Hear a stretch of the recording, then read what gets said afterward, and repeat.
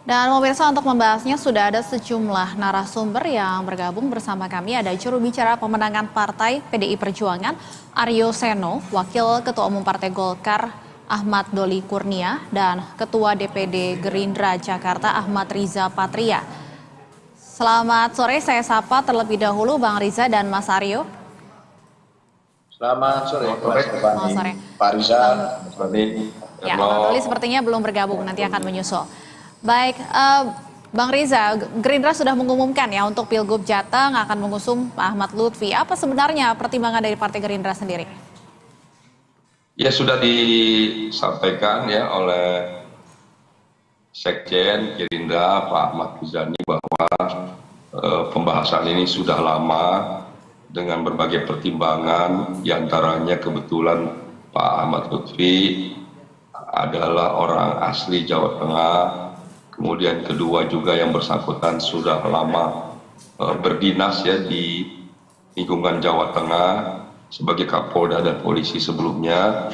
Yang ketiga juga yang pertimbangan ada yang beliau memiliki integritas yang baik, memiliki kompetensi juga yang baik, dan yang penting lagi adalah popularitas dan elektabilitas juga tinggi di Jawa Tengah dan diterima oleh masyarakat Jawa Tengah, apakah oleh alim ulama, habaib, ya, tokoh-tokoh masyarakat, kalangan santri, pesantren, ya, dekat juga dengan kelompok-kelompok lain dan masyarakat lainnya dan seluruh warga Jawa Tengah. Jadi kami meyakini hadirnya Pak Ahmad Lutfi ini bisa memenangkan pilkada di Jawa Tengah. Dan ini juga sudah dibahas dengan teman-teman koalisi di Koalisi Indonesia Maju. Insya Allah apa yang kami usulkan dapat diterima oleh partai-partai koalisi dan yang paling penting juga dapat diterima oleh seluruh masyarakat Jawa Tengah. Dan kami optimis pada waktunya nanti Lutfi akan menjadi kepala daerah di Jawa Tengah. Bang Riza, saat ini kan Pak Ahmad Lutfi sendiri masih menjabat sebagai Kapolda Jawa Tengah. Apakah Gerindra sudah memastikan seorang polisi yang masih aktif bisa diusung sebagai calon kepala daerah? Ya tentu aturan undang-undangnya jelas ya, tidak boleh ya. ASN, TNI, Polri dia harus mundur ya. Pada waktunya nanti dia tetap harus mundur ya.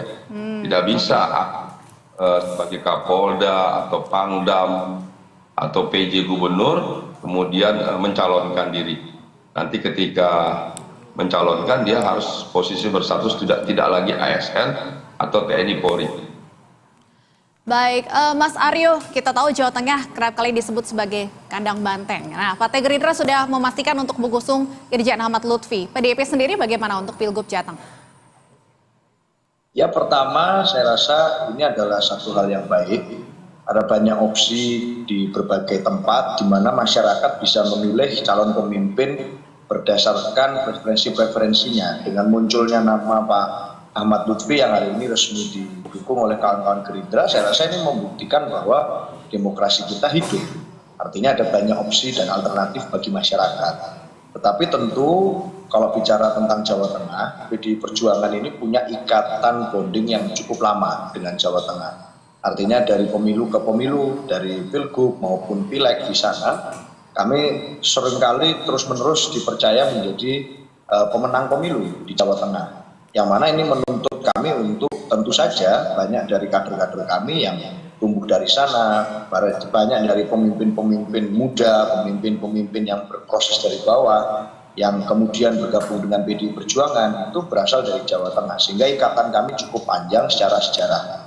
Nah, oleh karena itu, karena Jawa Tengah menjadi salah satu daerah basis kami, tentu menjadi satu konsekuensi logis bahwa kebatinan dari kader semuanya mengharapkan ada kader internal kami yang bisa dicalonkan di sana. Dan itu tentu saja sebagai calon gubernur. Dan itu masih berproses, ini semua sedang dikerucutkan, nama-nama internal juga disiapkan tentu dengan memperhatikan pakem-pakem sosiologis yang terjadi di Jawa Tengah. Kalau saya sebut listnya misalnya, saya rasa kan yang muncul di pemberitaan selama ini ada misalnya nama Mas Hendar Priyadi, Mas Dendi yang 2 periode sebagai wali kota Semarang dan sekarang menjadi kepala LKPP. Ada juga yang muncul dari bawah yang menarik, misalnya ada usulan tentang Pak Andika Perkasa, mantan Panglima TNI yang begitu progresif pada saat memimpin tubuh militer pada waktu menjabat. Lalu misalnya dari survei ada nama lain yang muncul, ada para kepala daerah termasuk Mas Bambang Pacul sebagai Ketua DPD dan anggota DPR RI. Jadi secara stok kader kami punya cukup banyak nama, dan ini nanti akan semakin hidup karena kami mempersiapkan nama ini tentu dengan pertimbangan yang panjang. Jadi akan mengutamakan kader ya Mas Aryo?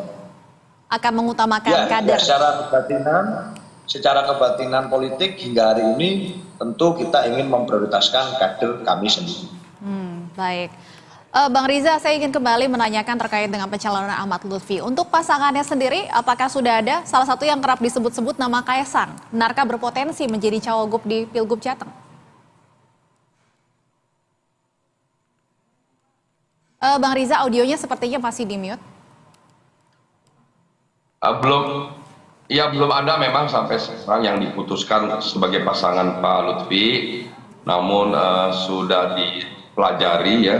Mudah-mudahan nanti pada waktu ini segera diumumkan, termasuk tentu nama Mas Kaesang yang juga surveinya tinggi sekali ya.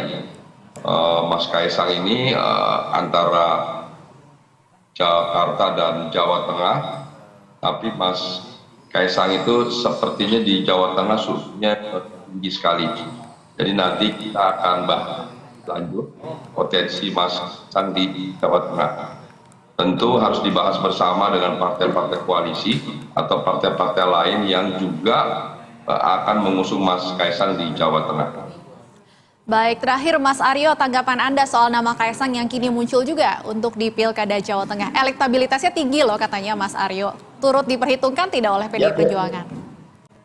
Bebas saja, artinya di periode waktu saat ini tentu nama-nama bisa muncul di survei gitu. Dan itu kalau kita belajar dari sejarah pemilu yang lalu, banyak sekali contoh di mana nama-nama yang muncul sangat tinggi di awal itu bisa berbeda nanti dengan berkembangnya waktu, sehingga dinamikanya tentu banyak karena ini bukan ruang hampa politik. Kita sadar bahwa popularitas yang ada sekarang tentu dari nama-nama itu sangat membantu terkait dengan elektabilitas, karena masyarakat Jawa Tengah tentu masih sementara sifatnya dalam menentukan top of mind. Tapi nanti pada saat sudah ada dukungan yang definitif, usulan dari PDI Perjuangan misalnya, yang kemarin masih dipercaya memenangkan pemilu legislatif di Jawa Tengah, saya rasa nama calon yang kami sepakati untuk usung itu juga akan mencerminkan apa yang menjadi kebutuhan dan kehendak rakyat Jawa Tengah. Sehingga kami pada saat proses kali ini masih melakukan proses penjernihan. Jadi penjernihan aspirasi, masukan, data, input semuanya itu kita lakukan penjernihan, pengerucutan analisis untuk melihat yang dibutuhkan seperti apa sih, grup pemimpinnya, kriterianya seperti apa, dan seterusnya. Sehingga ini nanti kita berhati-hati dengan pilihan kami. Jadi kalau melihat ada nama-nama lain, ya itulah hak iklim demokrasi. Kita bebas-bebas saja melihat itu semua. Baik. Tetapi kami tentu melihat pilkada ini menjadi sesuatu yang penting sehingga tidak bisa buru-buru dan sekedar mengikuti tren yang terjadi akhir-akhir ini. Saya rasa itu. Baik, terima kasih banyak Mas Aryo, juru bicara pemenangan Partai PDI Perjuangan, serta Bang Ahmad Riza Patria, Ketua DPD Gerindra, sudah berbincang bersama kami di Berita Satu Sore. Terima kasih Bang Riza, Terima kasih, Mas. Pak Stefani, terima kasih. Pemirsa, Partai Golkar